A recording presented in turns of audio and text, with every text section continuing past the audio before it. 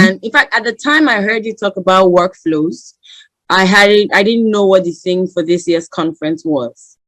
And so when I knew what this year's conference, I just knew that I had to ask you to, please come speak. By the time I knew we're doing standard and systems, I knew that we had to have you here.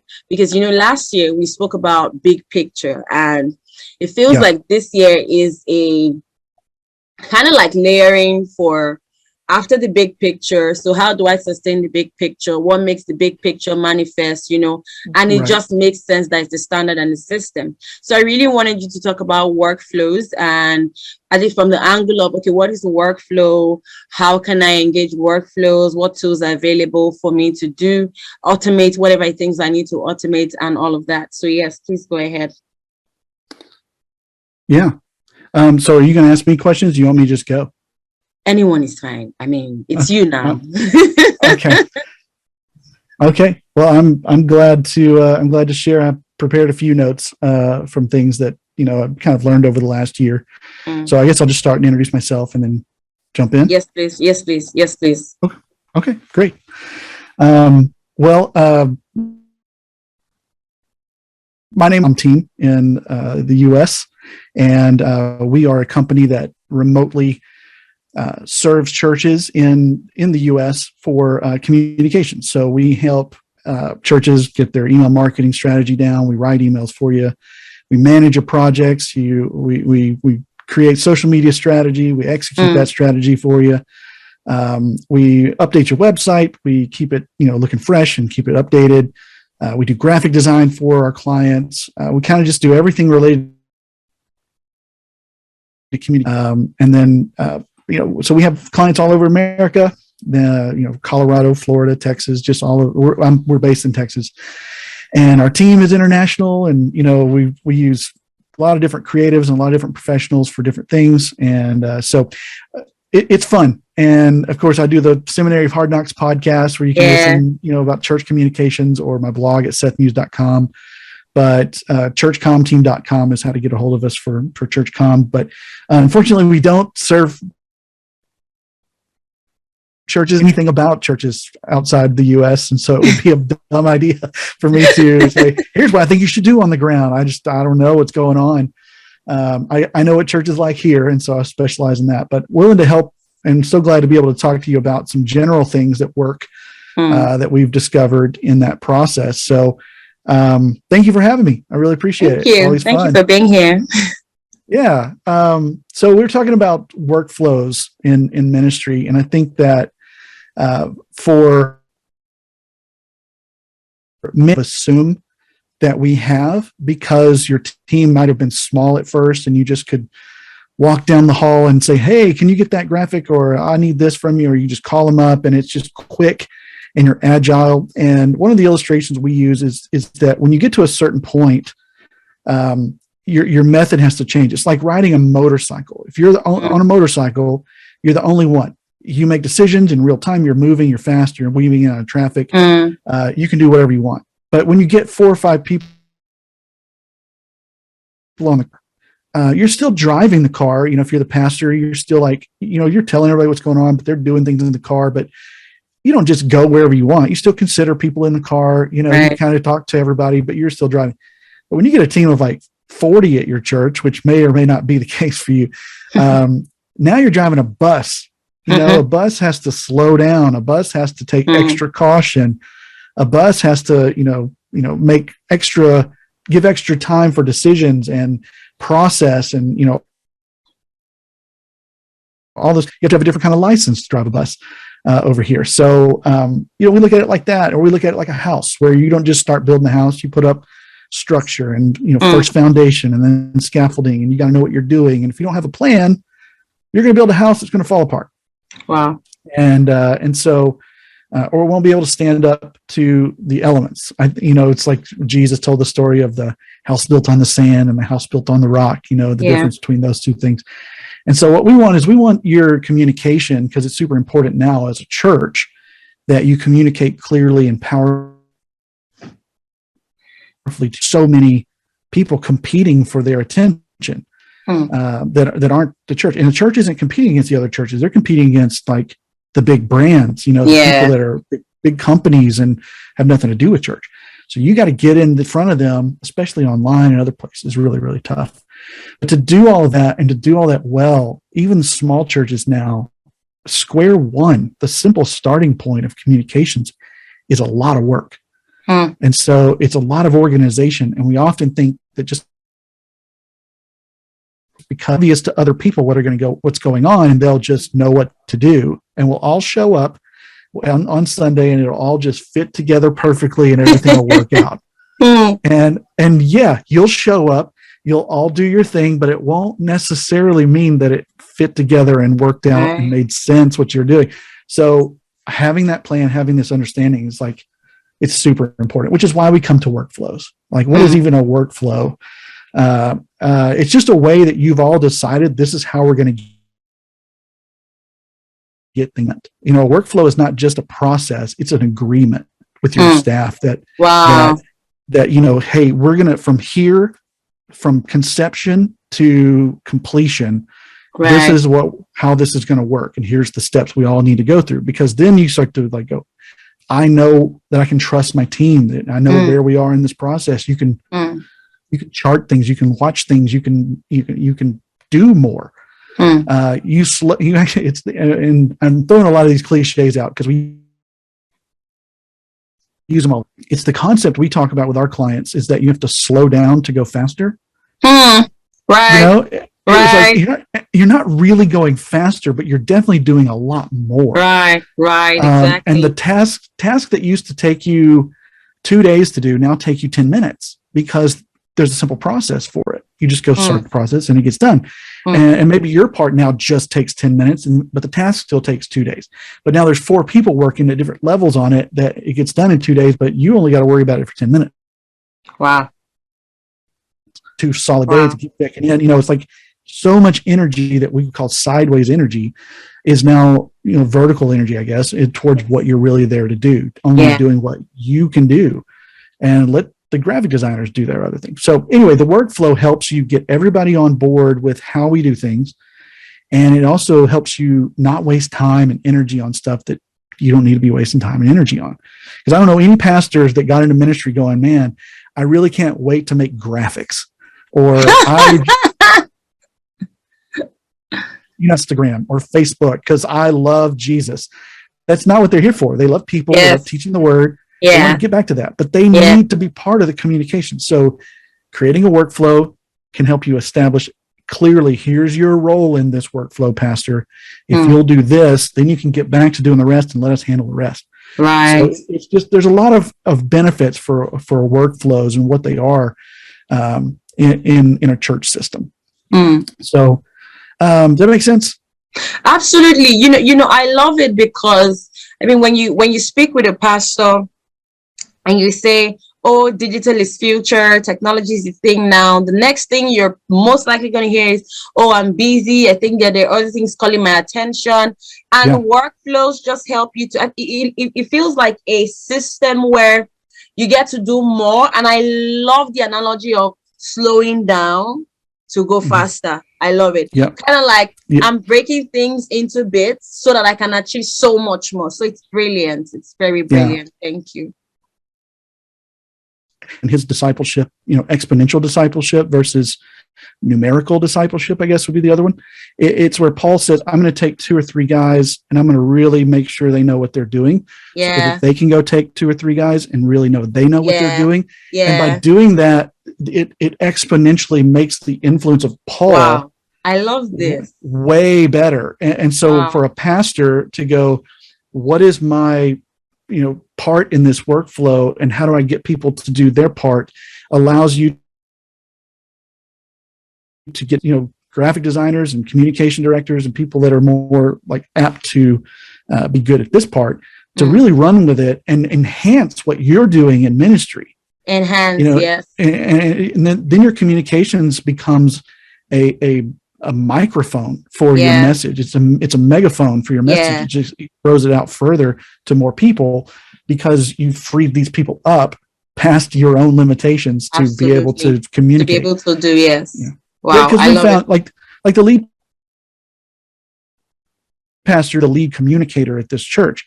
And in today's day and age, in a sense that's true, but in another, it's not. It's that you've got this whole other group of people like you and I who are digital people that understand social media that want to take that message of that lead communicator and get it out there. But the communicator is not part of the process. So how do we do that without their input?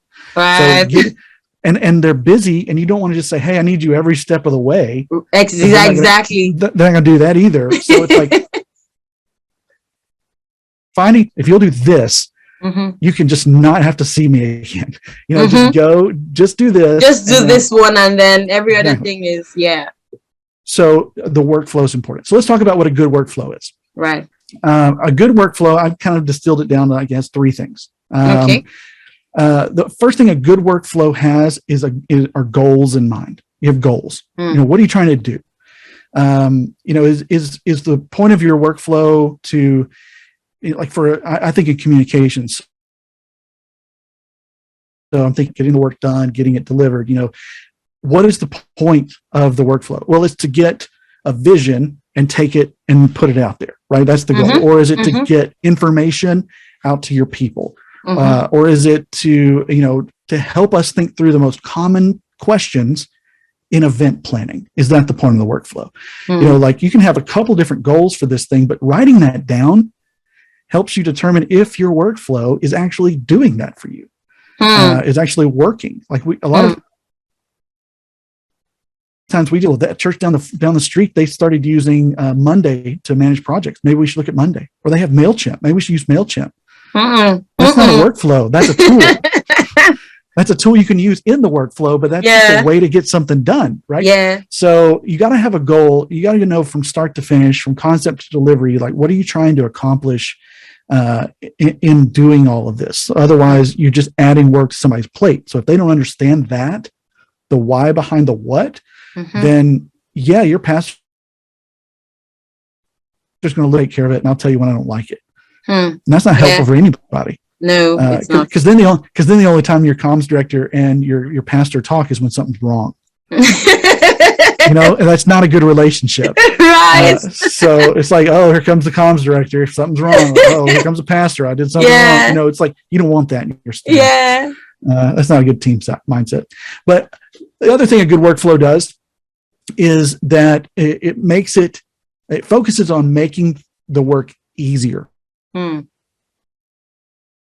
Or likely that it will get done. You're trying to, for instance, when we have a request form that our clients fill out when they want things, and it's kind of extensive. I mean, there's a lot to it, but it's the questions only pop up when you select one, something. It was like, oh, you want this? Well, tell us more about that. Okay. Otherwise, it just feels super overwhelming. It's called logic. Yeah. You use logic on the form. We found that when it comes to the graphic design, we're like, do you want a social media graphic? Do you want a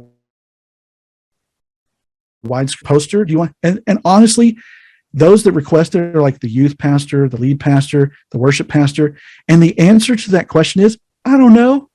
I don't know what I want. I don't know I don't know where I'm going to, they didn't know that, And so we started asking the question different, where are you going to use this? Do you want this for screens? Yes. Yeah, I'm going to put it on the screen. Right. Well, what about for email? Okay, cool. We need one for email that's smaller. Is it going to be an event? Yes, a digital package that includes all of those things. You just select that. In fact, it's default. It just checks it automatically. And they know they're going to get a widescreen title, a widescreen info for them to stand up on stage and have the info behind them. Yeah. A widescreen title that's real simple. We can just use for events on the website. They're going to get a square version of it for social media, and then they're going to get something for email, which is like a thinner banner kind of thing. Thinner banner, yeah. Yeah, so that's the digital package. They just select that, and they know that pretty much anywhere I want to. Now, if I want something else like a handout at the kiosk or a poster, that's separate. You just pick those and add them on. Easy. So we just make it easy to do. It's like you got to think in their language and make it simple and likely that they'll be able to tell you the right thing. Yeah, from what you just shared now, it means that when you want to create a workflow, you have to consider the other person. or consider the other people. Because if you ask your question and say, I mean, the first question is, do you want this? And it is, I don't know. Meanwhile, they want it. And then in consideration, you reframe the question, and then you're able to meet their needs. So what I'm hearing from what you're saying is that as a pastor, as a ministry leader, if I'm creating a workflow, I have to be able to be sure and I'm carrying everybody along. I understand what they need. I understand how they need it. I understand what they want to use it for. And I'm able to either articulate it or give it to them as they've requested, right? Absolutely. Awesome. Yeah. And you kind of segue right into the wow. third of people that are going to be using it. Wow. And like so get this, like if you're a type of person that really loves finding new tools, like, look at this new email thing, and you're constantly changing the workflow and the tools and what we do and how we do it, people are not going to use it. It's too confusing. It's too frustrating. I got to learn this new thing now. Now I got to learn this other new thing. And I am not interested in learning new things about the internet. I'm a pastor. I don't care. I don't care. That's what I need to do. And so you consider the skill set of the people. Like if your staff isn't super tech savvy, you don't want to be giving them not only hard tools to use, complicated tools. You always need to check things and make sure it's simple.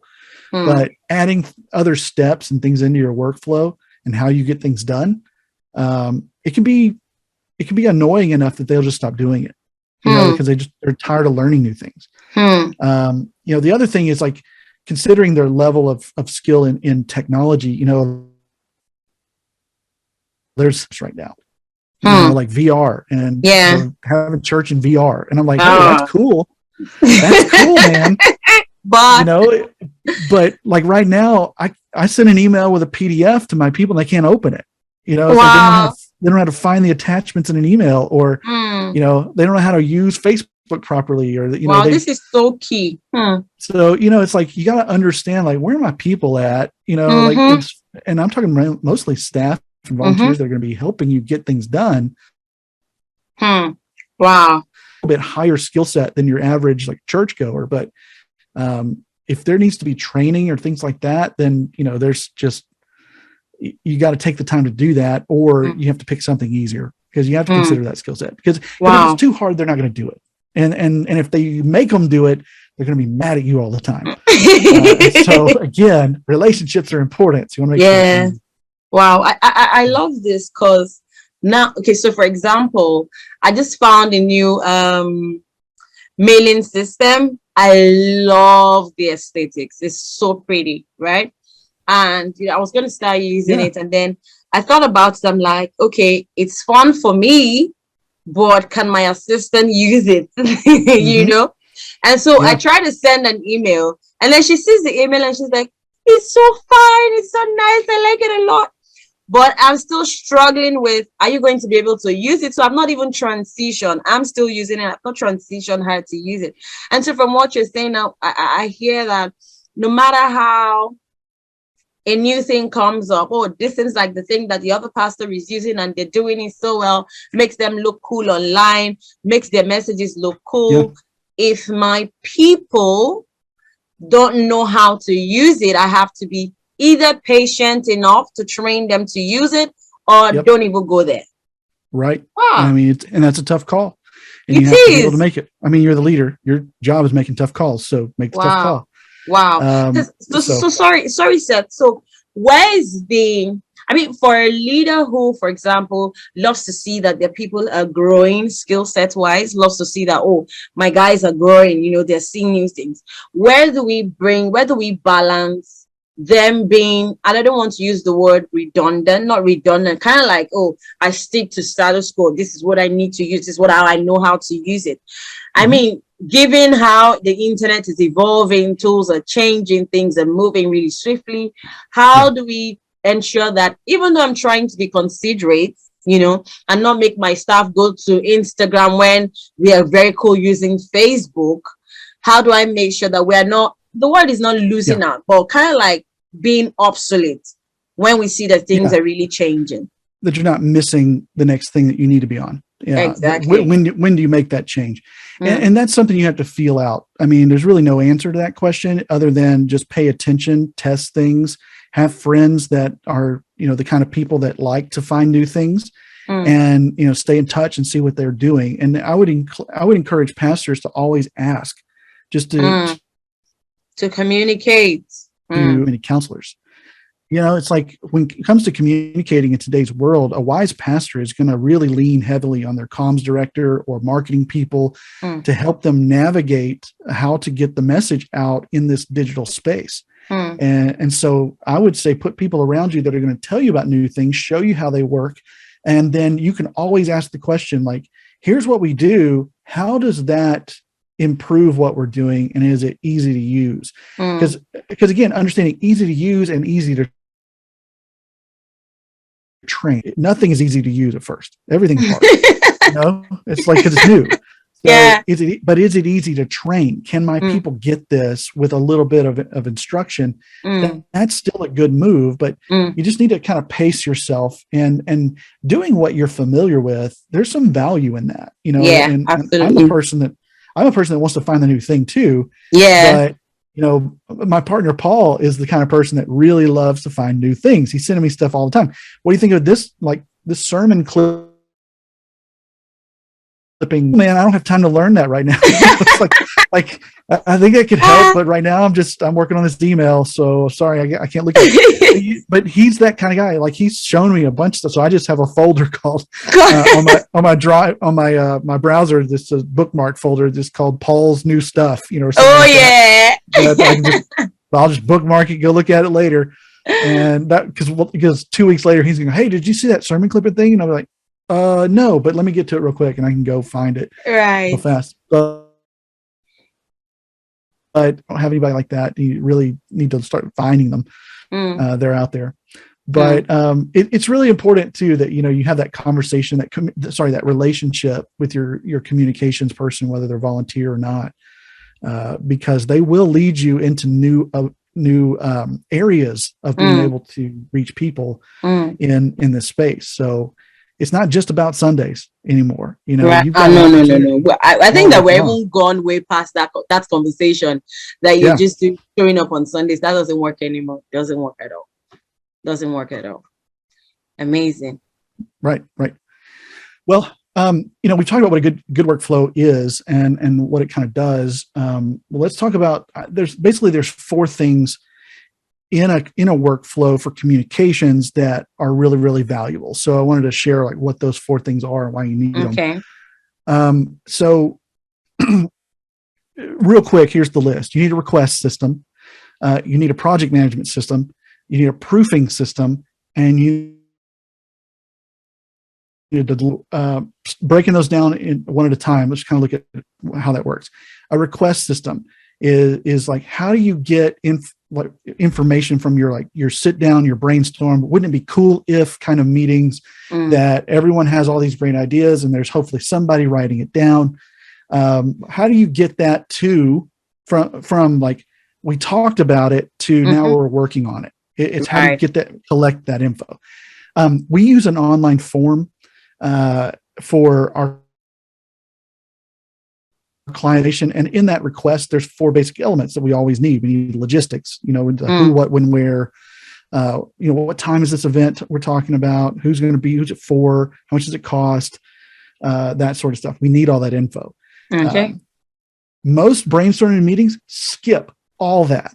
They talk about how great this video we're going to do is, and this new, we can have animals there, or we can, have this so much concept, lot of concept. So many concept. It's real cool. And as the comm director, you're going, okay, but how much time do I have to make this magic happen? So you need the logistics. You also need visuals. So you're going to need graphics, videos, some way to put up, talk about it. You need context, which is, what are we doing? And that's the stuff that usually you get in droves when you're in those meetings. Like, it's going to have animals, it's going to have food trucks, it's going to have, pizza and burgers, and we're going to give, a gospel message, and it's going to have music. And like, I'm just writing a list. Here's all the things. Because later when I need to, Easter, we're going to have food trucks. We're going to have, I need to be able to talk about that. And that's really more the features, not the benefits, but the features of it are what sometimes people want to hear too. So you need context, because I need to write a blurb. I need to write an email. I need to write a social media caption. Yeah. It goes with all this. And if I don't know how to talk about it, I don't even know why anybody There's would no care to come to point. this. Yes. I don't know. What are we doing? And then last, we need a call to action. So when they hear about this, do you want them to sign up? Do you want them to show up? Do you want them to watch a video? Do you want them to go to a, whether you're talking about it from stage or you're talking about it online, where do you want them to go next? What do they do? And so whenever we get before we can start anything, we need those 4 things. And so in your request system, you've got to have those 4 things at least. And so we use a form. We also use this thing called a marketing plan, which is, it's just like a Google Doc that I can copy for each event. And it asks, like, what are the important dates here? When do we want to send targeted emails out? It just lets me have a place for notes to really, while we're in that meeting, write all that, type all that stuff down, so that if I know, like, this is big, like Easter or Christmas, they're not going to turn in a request for that. There's too many things to talk about. Yeah. And so again, making it easy on my pastor and my staff, I'm not asking them to turn in a request for Christmas, but I'm in the meeting, I'm gathering the info, I'm going back, giving it to my project manager and saying, create tasks for all this stuff, because this is what we're going to do. Wow. Then we confirm some stuff and so we're proactive as a comms team, that we're not asking you to go brainstorm and then go tell us everything you just heard. We just heard again in a form that's redundant, Yeah. And so that's where staff and comms directors often get sideways, is because they're like, can't you we just talked about this. And if the comms director isn't in that meeting, then the comms director often goes, well, I wasn't there. I didn't know what you talked about. But if they are, and they don't ask questions like who, what, when, or why, then I need it. Well, that's on the comms director to ask those questions in the meeting. So they should be in there. That's big. But you need a request system, and it's got to be something that gets you that information. You also need a project management system. So, like, where does it go? So once you get all that info, it's got to go. It's got to delegate. It's got to communicate. It's got to automate. If you can do those 3 things, you're good. I love Monday.com because it does all that. There's not a free version. And often churches, they don't do everything you need them to do. Like Asana is a great program. Everyone has the free Asana. But the free Asana doesn't allow you to create what are called automations and rules that when you do something, it automatically sends a message. Sends another someone. thing. Yeah. Yeah. It doesn't help you communicate. And that's what I mean by it helps you communicate. Because any project management tool can delegate. I mean, I still keep a list. A notepad. Of stuff, but I have to go email them and tell them, so this, I can assign them, they get a notification. You need something you can say, my team is in here, the work is in here, this is where we say you're doing these parts, and here's your deadlines. And that way you can check on work. And you can track. You can track what's going on. You need something like that. You don't need just a glorified task list because you don't want to spend any money on it. You need to spend some money on this. Wow. And Monday.com is my favorite. What's the other one? Gosh, what's the other? Notion. Those are all a little bit on they're not cheap, but this is something that Monday is probably the most affordable one out of all that. A lot of people use Asana, they use Trello, they use Basecamp because they have a lot of free versions and they can work, but they don't communicate. Well. Yeah. And they don't automate. Wow.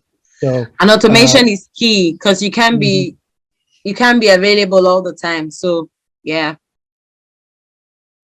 He puts the proof in and drops it in Monday. They say feedback needed. They change the status. Well, when that happens, it sends a notification to the client and to us that this is now ready to look at. And when the client has feedback, they can tag us and whatever. But if they like it, they can just say approved. And then it sends a notification back to our project manager that says this has been approved. go ahead and move it through. So now that project manager can take that graphic and make the web update. It helps you communicate where you are in the process. You don't have to go in every single day and check and try to figure it out. Is it done? Is it done? What are you doing? How far have you gone? Right. Exactly. Right. And makes you work very efficiently. Yeah. You don't have to dig through like all this, back and forth in the updates, where people are going, hey, I'm done with this. Check it out. And here it is. Wait, because Asana will like hide parts of those. And you have to kind of unhide comments. It's just so confusing. Wow. But Monday just tells you where it is. Here, click this and takes you right to it. Again, you don't want to waste time and energy on stuff like that. So I love it. So the project management system is super important, and one that can, and honestly, Monday can do all these things. There's a way to do every step here, and that's why I like it the most. I should do a affiliate link or something for Monday. You should. You should. I promote them like crazy because they're so great. They have changed my life. I'm going to check it out as well. Yeah, it's like I accepted Jesus and I accepted Monday. And but I mean, if it helps you to get your work done, Jesus saved my soul, and Monday, Monday saved my time. It saves your time, saves your body. Yeah, it really does.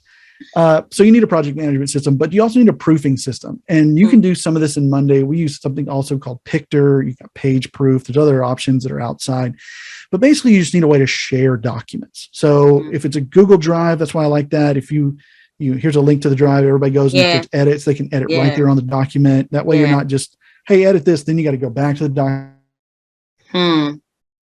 It's really nice that everyone knows where that's supposed to happen.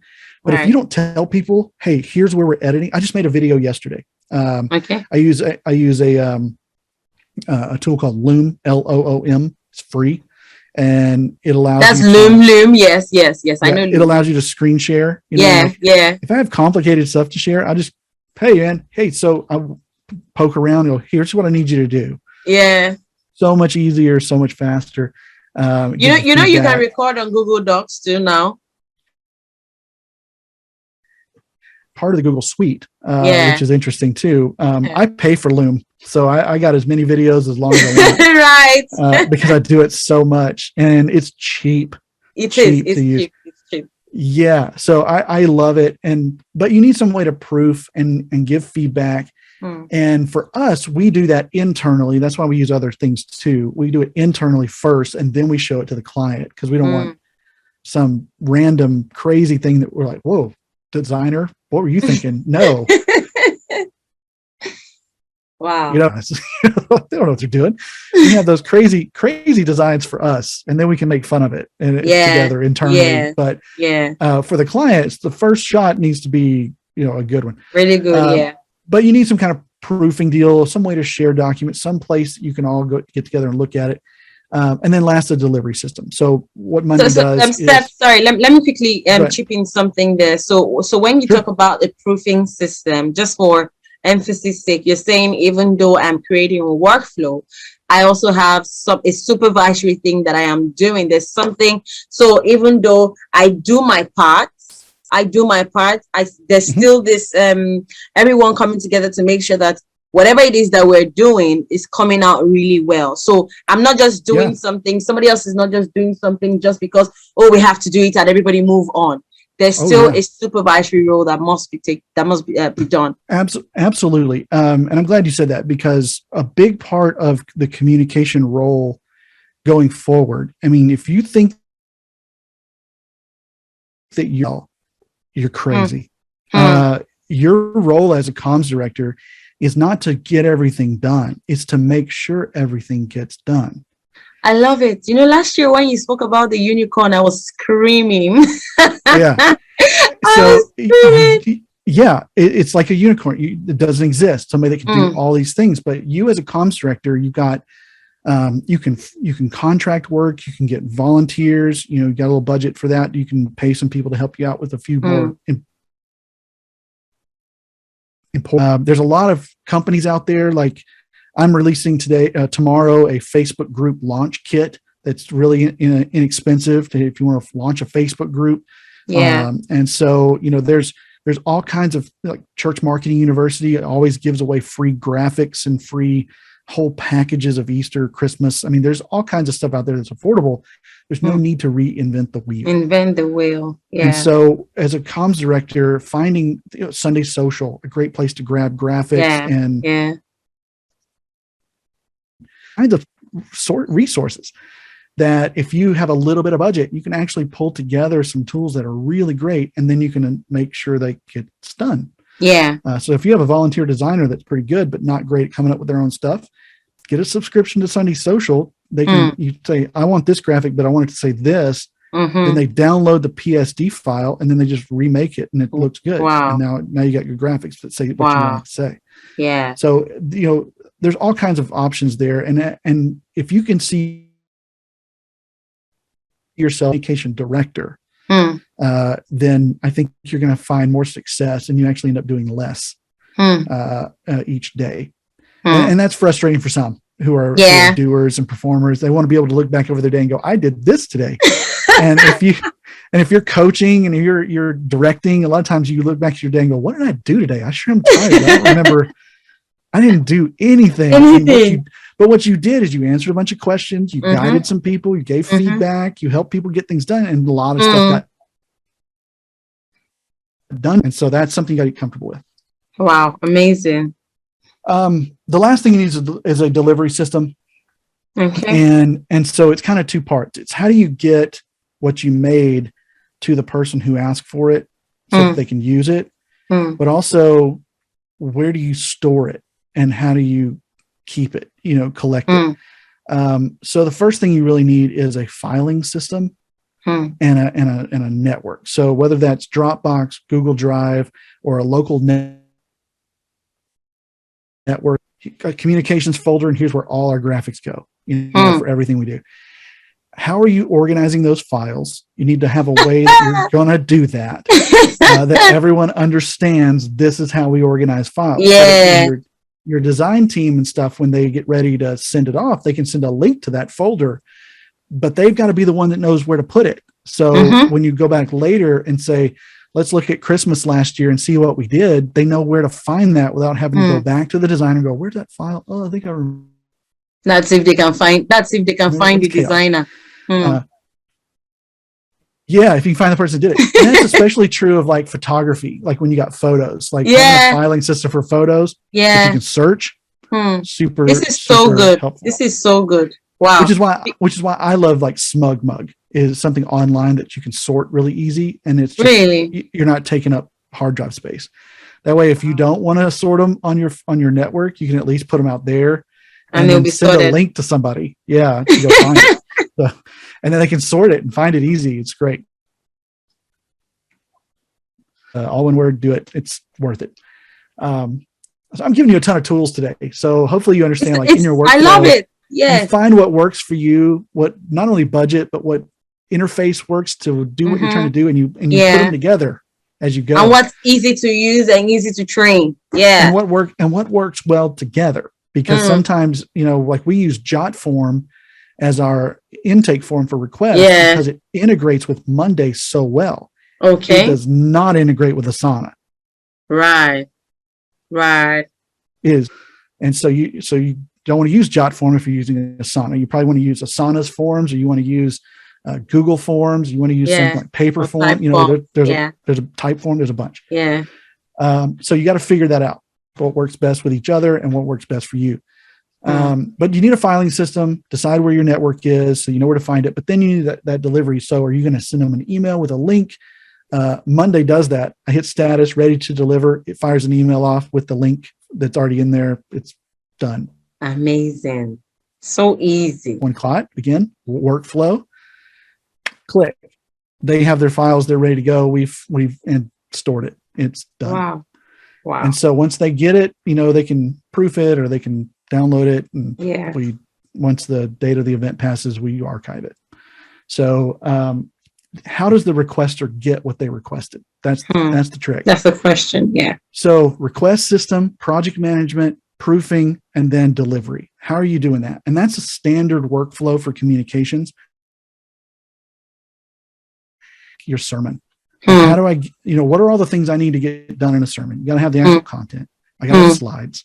I need to know scripture references. Which ones do I want on slides? So who makes those slides? Who gives those slides and make sure they're in the right order for Sunday morning? Yeah.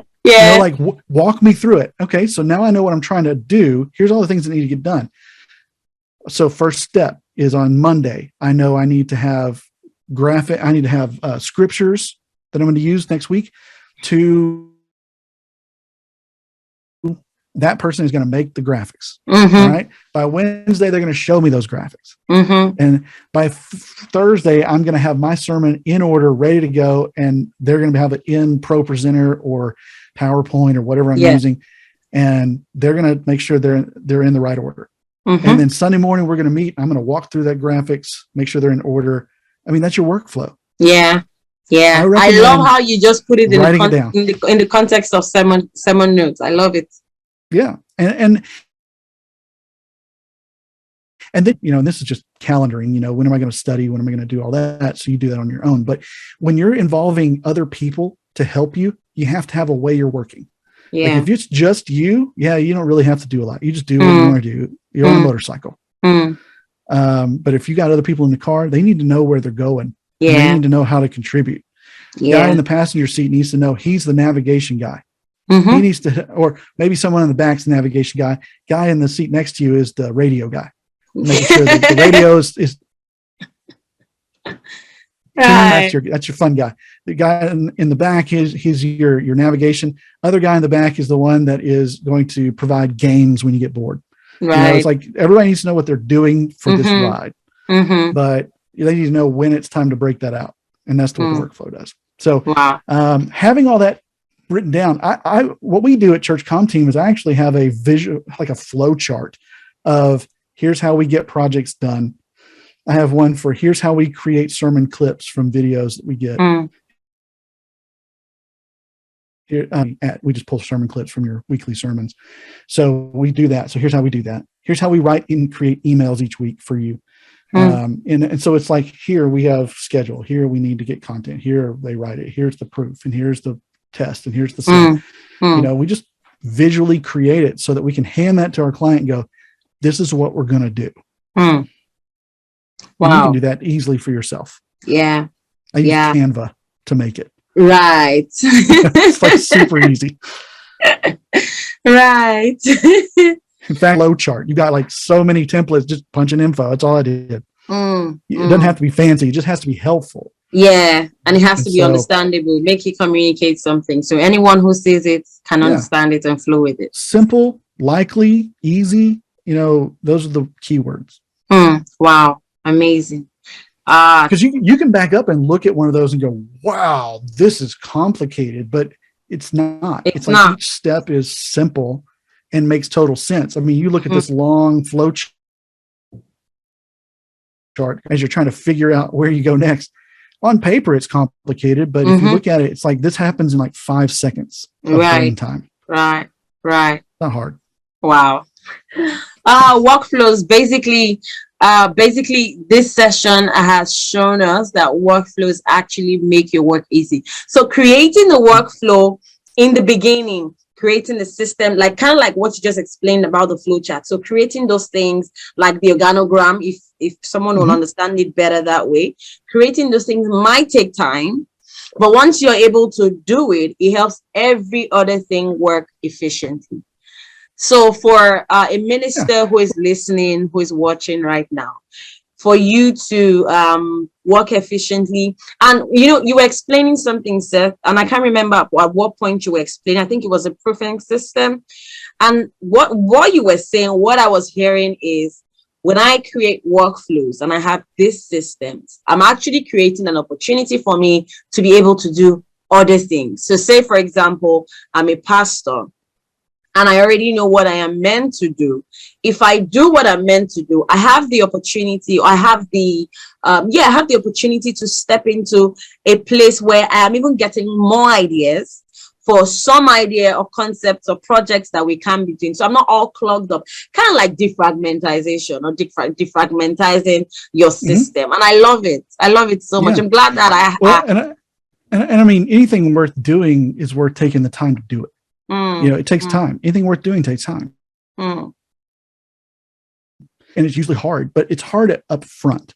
Yeah. You do the work up front, do the 10 minutes or the 1 hour of planning and thinking so that you can get back hours and hours and hours the rest of the week. Yeah. And training others and communicating, this is how we're going to do it. And then spot checking it and making sure when something breaks down, like, hey, remember, we don't do that way. We do it this way. Mm-hmm. It takes time, but that's the coaching part of it. It's where you come in and go, I'm helping us do this in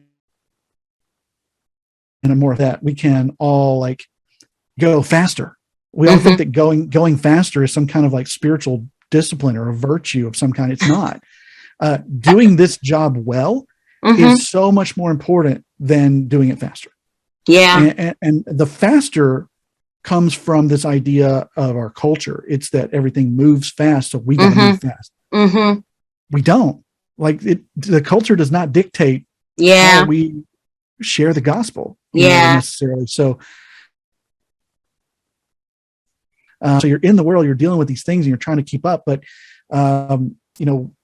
when it comes to our workflow, it's more important that we get things done well and that we think through what we're trying to do as a ministry. Wow. In this day, money is more scarce. Manpower is more scarce. People are, really kind of like, I don't know about there, but here in America are kind of backing off from church and a little bit, from the pandemic, people are not really coming back in the percentages we had hoped.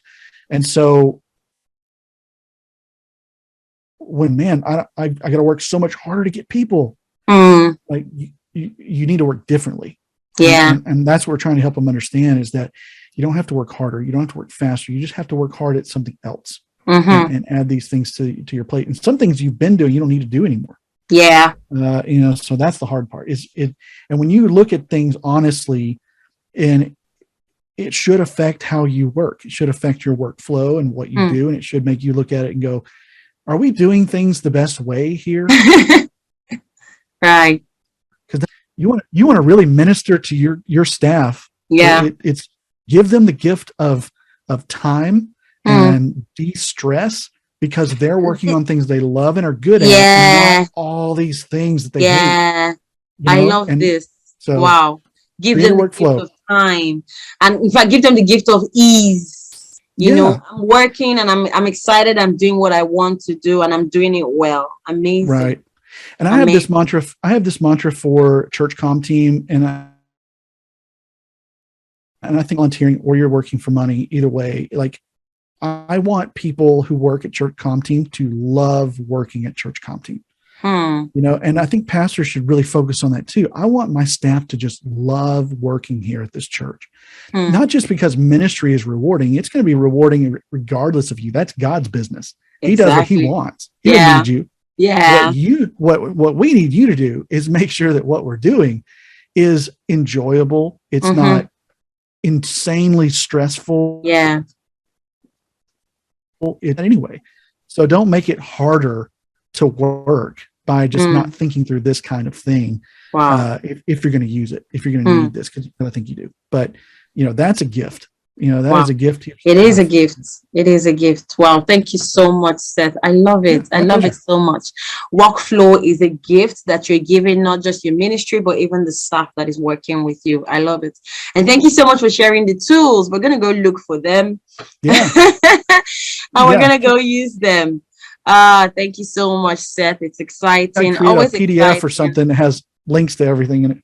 All right. Thank you so much. Would expect that. It's always exciting chatting with you and hearing from you. Thank you for speaking for us all through these years.